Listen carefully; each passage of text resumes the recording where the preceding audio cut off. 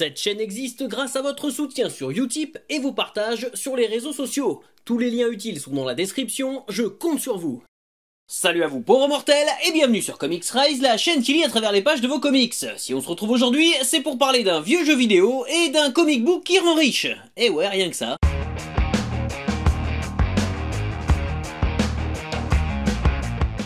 En effet, aujourd'hui, on va parler de Sword Quest, une saga de jeux vidéo sortie sur Atari 2600 dans les années 1980. Sortie en 1977, l'Atari 2600 a été l'une des premières consoles de salon à démocratiser le jeu vidéo dans les foyers partout sur la planète.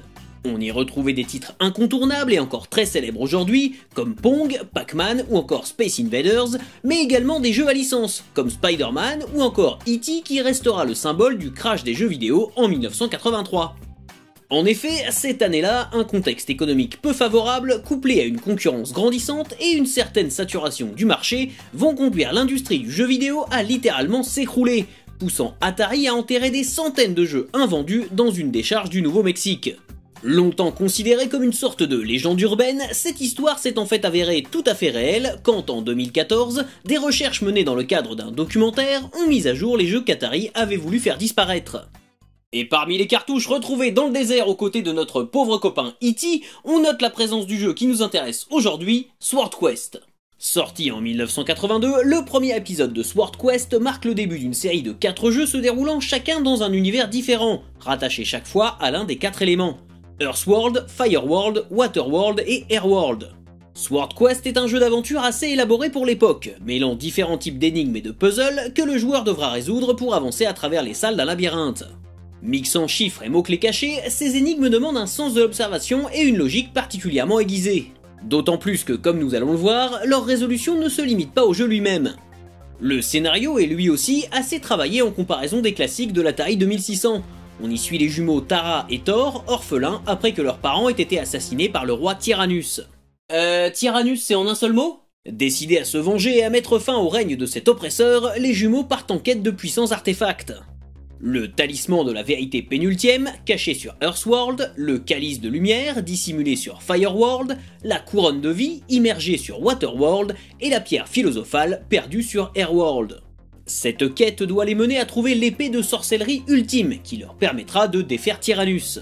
Chacun des univers traversés s'inspire de mythes et de légendes originaires de différentes cultures, comme le zodiaque ou encore les chakras, ce qui offre une grande diversité dans les énigmes à résoudre, mais amplifie aussi le côté dépaysant de l'aventure vécue par le joueur.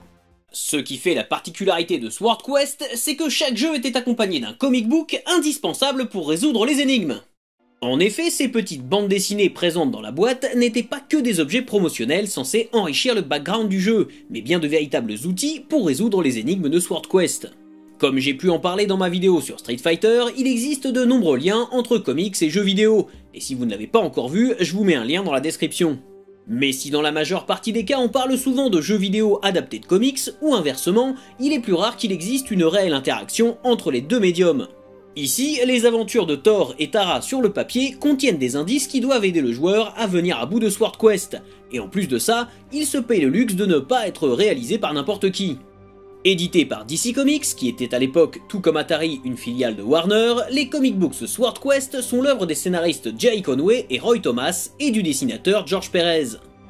Graphiquement, c'est donc extrêmement réussi, et bien que ces comic books restent avant tout un bonus et un guide pour le joueur, et bah je dois avouer que c'est carrément agréable à lire. C'est une aventure d'heroic fantasy assez plaisante et divertissante.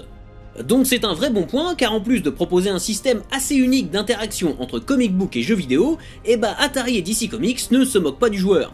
Le 4ème jeu de la saga, Airworld, n'étant jamais sorti, la série de comic book ne compte que 3 numéros, mais je vais y revenir tout à l'heure. Plus ou moins au même moment, DC Comics publiait Camelot 3000 de Brian Bolland et Mike W. Barr, et même si ça n'a pas de lien direct avec Sword Quest, j'y ai immédiatement pensé en lisant le comic book produit par DC pour Atari. Et puis c'était aussi l'occasion de vous conseiller cette excellente lecture qui n'a pas pris une ride. Les 3 épisodes parus ont été réédités dans une intégrale en VO par Dynamite, qui a également publié une série originale inspirée de Sword Quest. Paru en 2017 et intitulée Sword Quest Real World, cette mini-série en 6 épisodes ne revient pas sur l'aventure de Thor et Tara, mais sur le parcours d'un joueur qui a tenté de résoudre les énigmes de Sword Quest dans sa jeunesse et qui espère toujours pouvoir finir sa quête.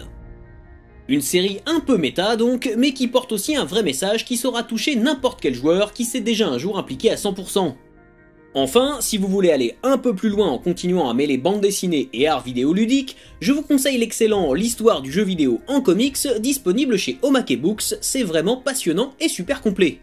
La deuxième particularité de Sword Quest, c'est qu'Atari proposait aux joueurs un concours hors norme et encore pratiquement inédit aujourd'hui.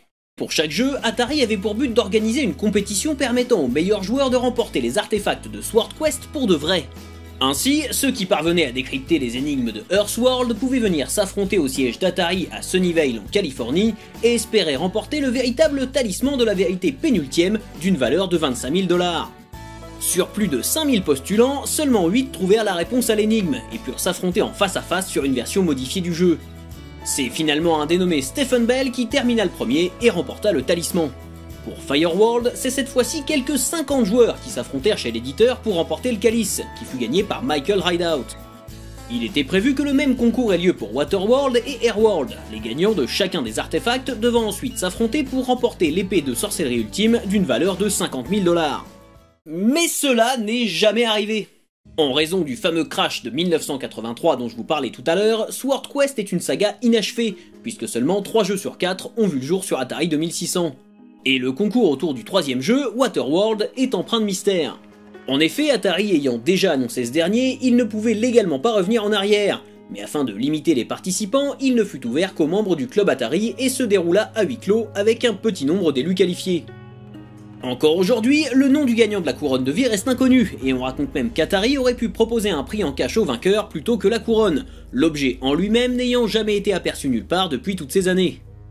En raison des difficultés financières d'Atari, Airworld ne fut jamais publié, laissant la saga incomplète pour des milliers de joueurs rêvant d'aventures et de trésors, tandis que le concours n'irait jamais à son terme. Et là vous allez me dire, mais que sont devenus tous ces trésors ? En 2017, Michael Rideout confirmait que le calice était toujours en sa possession, bien au chaud dans un coffre-fort. Bien que Stephen Bell ne l'ait pas confirmé directement, on raconte qu'il aurait fait fondre une partie du talisman pour payer ses études. Et comme je le disais, personne ne sait ce qu'il est advenu de la couronne de Waterworld. Quant à la pierre philosophale et à l'épée de sorcellerie qui ne furent jamais mises en jeu, leur sort reste inconnu. Probablement perdues dans les remous financiers de l'éditeur, elles auraient finalement pu être fondues pour éponger les dettes d'Atari lors de son rachat en 1985. Une ultime énigme qui, elle, ne trouvera pas sa réponse dans les comics. Quoique. Voilà, j'espère que cette vidéo vous a plu, pour moi c'était l'occasion de vous parler d'une anecdote qui est quand même assez étonnante et unique en son genre. Si c'est le cas, n'hésitez pas à partager cette vidéo partout où vous pouvez, parce que c'est clairement le genre de thème qui va faire un flop sur YouTube, tout simplement parce que ça ne surfe pas sur la tendance, mais d'après moi, ce type de contenu a tout à fait sa place sur la plateforme.